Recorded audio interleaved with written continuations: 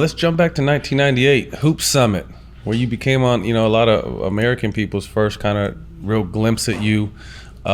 We thought we put a hell of a team out there. One of our buddies, Ray Young, who works with us, isn't here today, but him, Eric Barkley, Al Harrington, Rashard Lewis, Quentin Richardson, Jerron Rush, one of the best players never to make it, Stromile Swift. You busted all their ass. 33.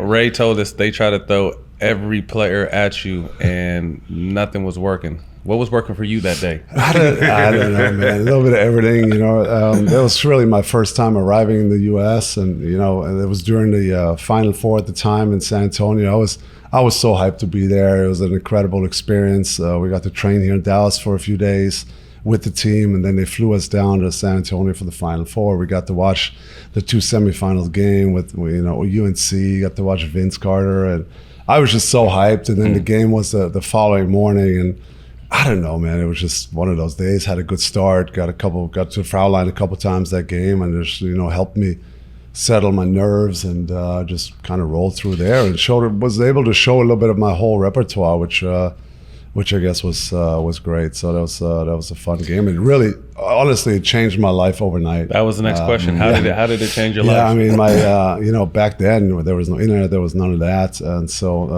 I don't even think I had a cell phone back then. So my parents had to get an answering machine at night. Oh, really?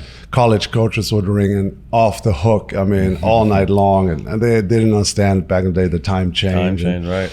So, I mean, we had to get an answering machine because it was getting crazy. So I was getting recruited from probably 40 colleges, and all of a sudden I was on the scene, and then people were saying, "Hey, after that game, you might be a lottery pick. I don't think you should be going to college." And so that not to cut you off, had that even crossed your mind prior to that? No, not a chance. I was looking at colleges, and then I was even thinking about staying maybe in Europe.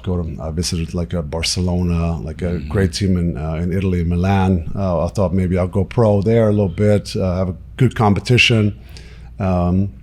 And then maybe if I make it, come on later. But like I said, that game changed everything. Really cool. Pissed off the press a little bit because you kind of had to do what was right for you, by leaving, and then obviously you had to leave your club to even play in it. Correct? Can you speak to a little bit of kind of what it back home? Although it would change your life in a positive, it wasn't positive from everyone's outlook. Yeah, so there was a tough period because we were in the playoffs for getting promoted. In Europe, you can get promoted and relegated. So we were in the second division at the time, and we wanted to go up in the first division, and we tried for years, ever since I started at the age of 15, and every year we're right there, and we didn't make it. And that year we had a good team, and we had a great foreigner. He was amazing. Back in the days, you only could play with one foreigner on the team. Oh, okay. They still had the rule. In the first division, you had 2. In the second division, you had 1. And he was amazing. And so we thought we'd have a great shot at it. And then this game came along, and my coach at the time, my personal coach, Holger, was like, "I think you got to go. We got to go, but we can't tell the team." And so I finished a playoff game that Sunday, and on Monday morning we drove to Frankfurt and flew out. And I didn't tell the team, but we didn't tell the management.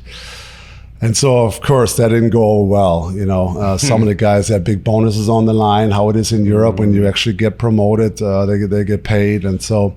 I heard there was some bad blood a little bit, but fast forward, I come back that weekend, I had a good game, and the team won the game that I was gone, so it ended up being amazing, and we ended up getting promoted that year, and I had a good game, so everything, knock on wood, worked out great, but I heard some of the guys were a little bit pissed off. You can't never feel guilty about doing what's best for you.